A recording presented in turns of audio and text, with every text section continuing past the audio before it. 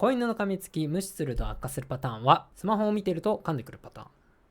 要は、人が犬を無視してる時に犬が噛まってほしくて噛む場合、甘噛みされたら無視しなきゃって思っている人が多いので、頑張って無視する人が多いんだけど、犬は初めは弱く噛むので無視はできるんだけど、弱く噛んでも構ってもらえないならもっと強く噛もうってなっていき、で強く噛まれると飼い主の方も痛い痛い痛い痛い痛いってこうね反応しちゃうので、弱く噛んでも無視されるけど強く噛むと反応があるので、どんどん強く噛むようになっていきます。これを分化強化と言います。犬が暇で構ってほしくて噛んでくる場合、